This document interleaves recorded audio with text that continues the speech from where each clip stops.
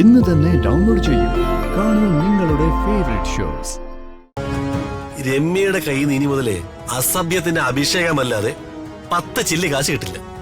അതുകൊണ്ട് നമുക്ക് ഋതികയുടെ പൂജാരിമാരായി മാറാം. ഇനി കാശിന്റെ പെരുമഴ കാലമായിരിക്കും നമുക്ക്. എന്റെ അമ്മയെ നാണം കെടുത്തി ഈ വീട് കുളം തോണ്ടിയവളാ ആ മന്ത്രിയുടെ മകള്. അവളെ ഇവിടെ നിന്ന് അടിച്ച് പുറത്താക്കും ഞങ്ങള്. അപ്പൊ ഒരു കോംപ്രമൈസും കൊണ്ട് വന്നേക്കുന്നു.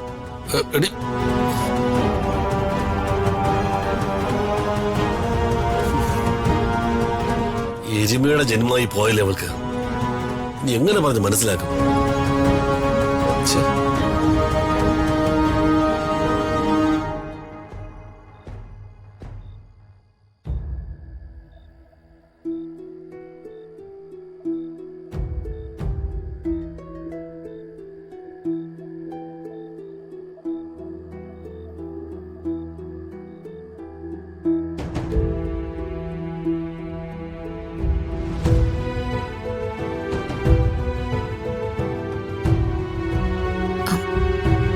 രാജു,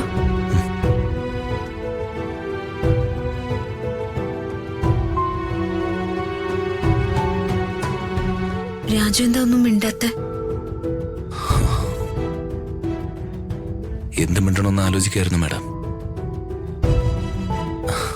കണ്ടില്ലേ, ഇവിടുത്തെ കാര്യങ്ങളൊക്കെ ഇങ്ങനെയായി. അച്ഛനും അമ്മയും പരസ്പരം നോക്കിയ വഴക്ക്. ഒരു സ്വസ്ഥതയില്ല. ഈ കല്യാണത്തിന് രാജുവിനെ പ്രേരിപ്പിച്ചതും ഞാന്. അതാ എനിക്ക് വിഷമം. മാഡം അതിലൊന്നും വിഷമിക്കണ്ട.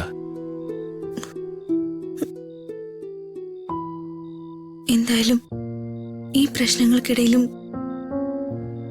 ഓടി വന്ന് രാജു എന്നെ താലി കെട്ടി എന്നെ സ്വീകരിക്കുകയും ചെയ്തു. എന്നെ സ്നേഹിക്കുന്നതുകൊണ്ടല്ലേ ഇങ്ങനെ ചെയ്തത്. രാജുവിന്റെ ആ മനസ്സിന് നന്ദി.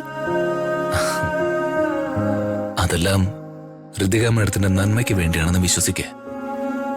എന്റെ നന്മ മാത്രം പോരല്ലോ രാജു. രാജു ഇങ്ങനെ ടെൻഷൻ അടിക്കുമ്പോ എനിക്ക് എന്ത് സ്വസ്ഥത, എന്ത് സമാധാനം. ഞാനിനി എന്റെ ലൈഫില് സമാധാനം ഒന്നും പ്രതീക്ഷിക്കുന്നില്ല മാഡം. ഇവരൊക്കെ ഇനി എന്നാണ് നന്നാവുക? മാഡം ഇവിടെ നടക്കുന്ന കാര്യങ്ങളൊന്നും ശ്രദ്ധിക്കാതിരിക്കുക. അത് നമ്മളെ ബാധിക്കുന്ന കാര്യമേ അല്ലാന്ന് ചിന്തിച്ച് തള്ളിക്കളയുക. അങ്ങനെ എല്ലാത്തിൽ നിന്നും എസ്കേപ്പ് ചെയ്യാനൊന്നും എന്നെ കൊണ്ട് പറ്റില്ല രാജു. സാരമില്ല, ഞാൻ സഹിച്ചോളാം. വിവാഹം കഴിഞ്ഞെങ്കിലും ഒരുമിച്ചുള്ള ജീവിതമൊക്കെ പഴയതുപോലെ മതി മാഡം. അകലേ നോവിനാലേ